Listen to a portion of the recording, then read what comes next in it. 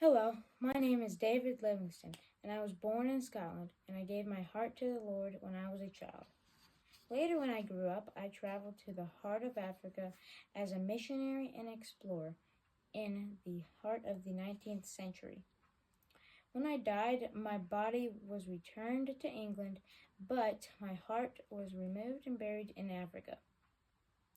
I was born in Blantyre, Scotland, in March 19th, 1813. In this time, the Industrial Revolution was going on. People moved from farms to cities and worked in factories to help provide for their families. When I was a child, I lived in a one-room apartment with my family. We were poor. My father went door to door selling bags of tea. I went to work at a cotton mill from 6 a.m. to 8 p.m. every day. After work, I attended evening school for 2 hours every day from 8 p.m. to 10 p.m. When I got home from school, I read a book until my mom made me go to bed. In my childhood, I enjoyed natural science. I spent my free time identifying rocks and plants in the countryside. One day, I decided I wanted to become a medical missionary. I began studying medicine at Anderson's College in Glasgow, Scotland. In 1840, I qualified for both a missionary and a doctor with the London Missionary Society. Then I went to Cape Town, South Africa in March 1841. When I landed, I met Robert Moffat, and he introduced me to his daughter. Later, I married Mary in 1845. Family was an important part of my life. However, I was gone a lot, and Mary suffered from loneliness, depression, and drinking. My wife caught malaria and never recovered. She died in Africa in the spring of 1862. A year after we got married, we had a son named Robert. He was the first of 3 boys and 3 girls in our family. Their names were Robert, Agnes, Thomas, Elizabeth, William, and Anna Mary. Elizabeth died in infancy. When I first arrived in Africa, I learned the Swahili language that was spoken by millions of Africans, so I could do ministry. I traveled from mission to mission, but I had little success converting people to Christianity. This frustrated me. I faced many dangers. For instance, one time a hippopotamus dove under our boat and tipped it over. Later, I decided to become an explorer.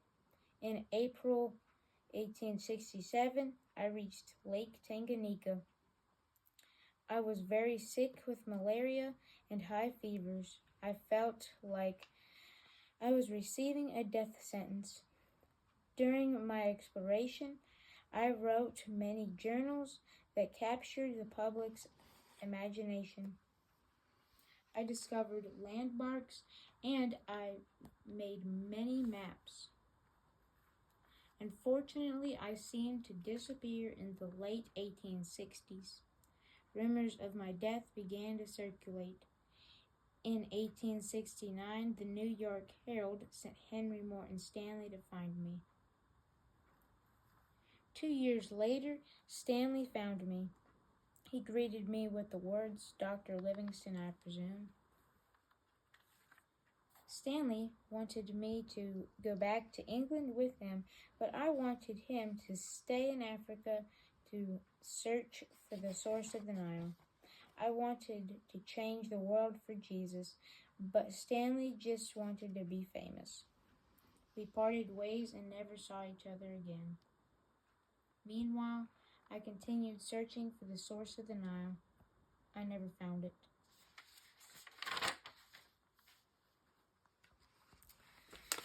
When I was a missionary, I was confident in myself. Some people thought I was stubborn, even though I was just trying to persevere. I did take my leadership skills with me. Courage was my strongest character trait. One day I tried to help some Africans chase away several lions that had taken cows and sheep. Aiming my gun at the lion, I fired and wounded him. It charged towards me. I put up my arm, but the lion bit me and crushed my skin and bones. I might easily have been killed, but one of the Africans fired and killed the lion. Even though I came close to death, I was not afraid. It took me several weeks to recover.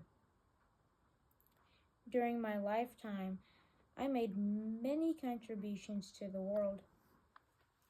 For example, in November 1855, I discovered the great waterfall on the Zambezi River that I named Victoria Falls, after Queen Victoria, while I explored Africa. I kept extensive journals and wrote a book after Africa that became a bestseller. Also, I was the first European to discover and map out the interior of Africa. I believed that God led me to open up Africa for the gospel. I died on May 1st, 1873. I was 60 years old. To this day, my heart remains in Africa.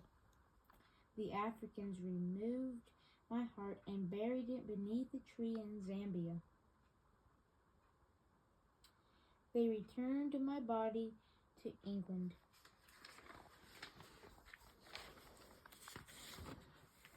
I opened up deepest Africa to the rest of the world. My journals, my maps, my legacy have brought many more missionaries and explorers to Africa, the land I loved. In the end, I did change the world for God. I hope you are inspired to carry the gospel in the same way as I was. Make disciples as you go. Thank you guys for watching. I hope you guys have a blessed night and a blessed day. And just like and subscribe. Thank you.